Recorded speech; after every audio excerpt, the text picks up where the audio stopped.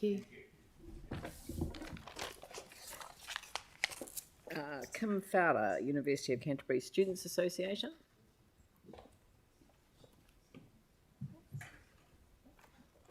Hello and welcome. Kia ora koutou. E te mana whenua nai tu hureri, tēnā koutou. My name is Kim Fowler. I'm the president and tumuaki of the University of Canterbury Students Association. And I'm here today because we were putting together a submission actually on the ECAN long-term plan in favour of free or reduced public transport, and stumbled upon the information that the Riccarton bus shelters might be about to close. So we were putting together a survey anyway because we were wanting to know what students thought about public transport discounts. And so we thought we'd find out what they thought about the bus shelters. And so it turns out that 92% of students are opposed to the closure of the bus shelters on Riccarton Road. We sought feedback in the form of long-form answers, and many students talked about how they felt unsafe. Many students work at the mall, and many students don't own cars. So for them, getting home at night after their work is actually quite unsafe if they're forced to, wait outside. So one student wrote, "As a young woman, these bus lounges offer a safe place to wait for the bus at night, and now they're cutting them and I'll have to wait on the street at night." She commented on how money had been spent on the buses, and I understand that that's outside of the City Council's jurisdiction, but they were frustrated that something that actually affected their safety was being potentially taken away, whilst money was maybe being spent on things that weren't quite so significant in their lives. So today it's just quite a short submission because that was the only thing we really had the time to consult with students on. But it's really important to us and to students, especially young women who work in the Riccarton area. So I'm welcome to take any questions on that. Thank you. There's been quite a few submissions on this already. So Andrew. Thank you. In your survey, in those cases where people did have transport choice, do you think the closure of the bus lounge would be sufficient for people to choose not to take the bus if they had that choice? Well, I don't think it's for some students. I don't think it's like they can just choose not to take the bus, because if you are a young person who's just moved to Christchurch, it's not like you're going to own a car. So you've got to take the bus regardless. Potentially, I think it depends. Some students walk to uni or bike, but because the mall can close late at night on Thursdays or areas around there, if people are working in restaurants or similar, then it's not like, they can just not take the bus. Understood. Thank you. Yep.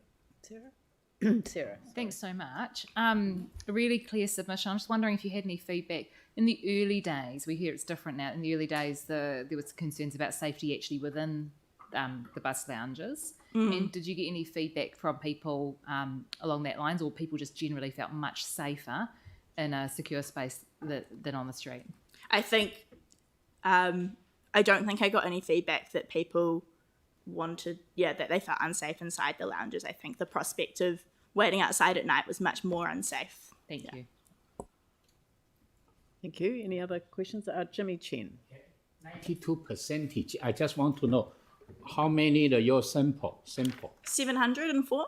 Okay, that's a random warranty for student. Yeah, so we basically, with a number of student engagement initiatives, will motivate the students with a cash prize to fill in a survey. So I would assume it's reasonably random, but self-selected students who want to put themselves forward to win that prize.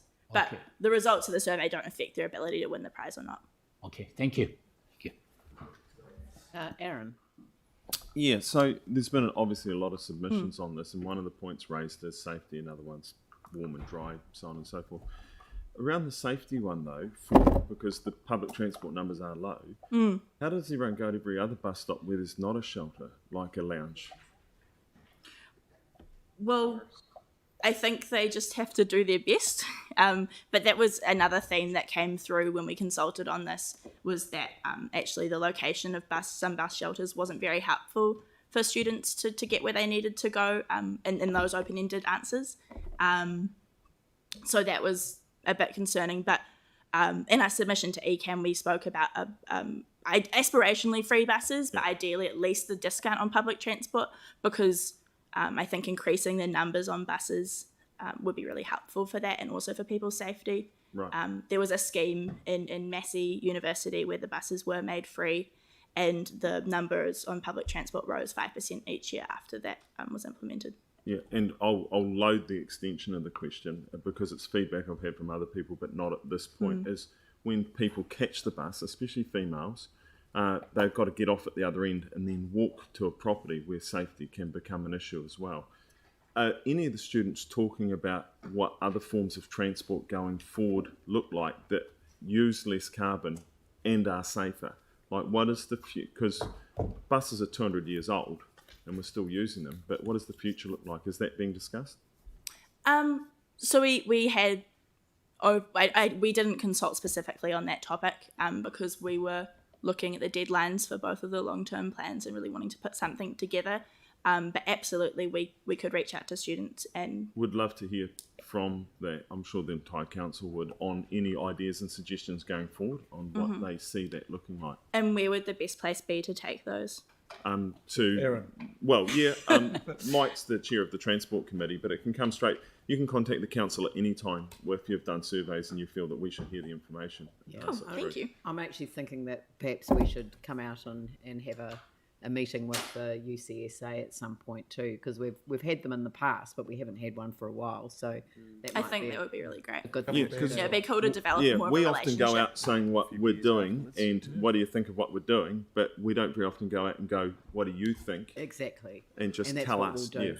But Because yeah, students are very easily motivated to provide feedback, and that's I think I heard a the mayor large say number we she's going to can bring capture. pizzas as well. So Yeah. they'll yeah, come. that's I'll throw. Always goes down I'm the mouth. happy to throw in pizzas for valuable time from our students. Yeah. I think that what you've indicated, though, your opening statement that you only found out about this because you were making a submission to ECAN on the bus issues, that you discovered this suggests to me that there really does need to be a joined up approach in terms of public transport, which is a view that we've all expressed from time to time. So thank you very much for your submission. Extremely helpful. Thank you. And now